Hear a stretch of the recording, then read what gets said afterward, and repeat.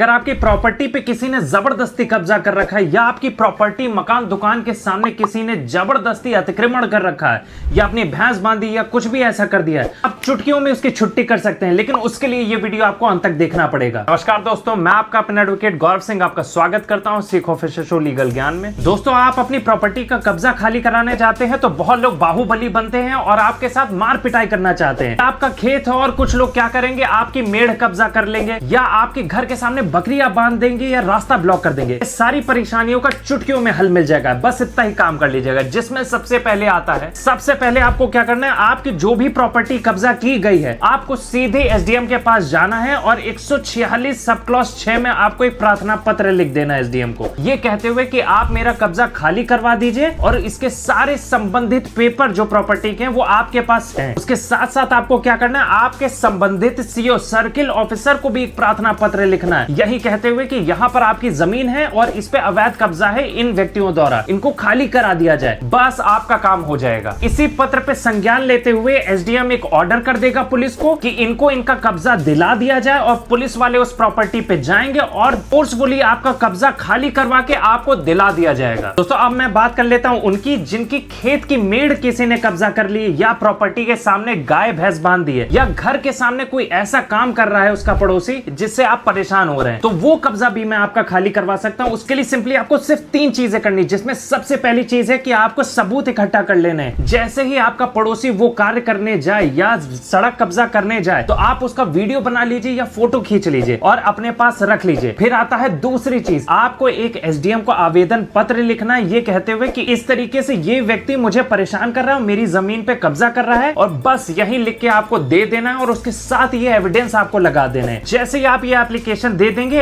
SDM उस व्यक्ति को एक नोटिस भेजेगा और अगर उस नोटिस का वो रिप्लाई नहीं करता है और कोर्ट के सामने नहीं आता है तो 188 में उसके खिलाफ कार्रवाई होगी और उसे 1 महीने की जेल और फाइन कर दिया जाएगा। और उसके बावजूद भी अगर वो आपको परेशान करता है तो उसे 6 महीने की जेल हो सकती है और उसके साथ साथ डबल पेनाल्टी पड़ सकती है। तो उसके साथ साथ पुलिस बल को लगाकर जो अतिक्रमण की जगह है वो भी खाली कराई जा सकती है। लीजिए, आपका काम हो गया। और अगर आप फिर भी किसी परेशानी में हैं तो नीचे दिए गए फीडबैक बॉक्स में लिख दीजिएगा वो परेशानी, मैं उस पे भी वीडियो लेके आ जाऊंगा। और अगर ये वीडियो अच्छी लगी जल्दी से लाइक कर दीजिए।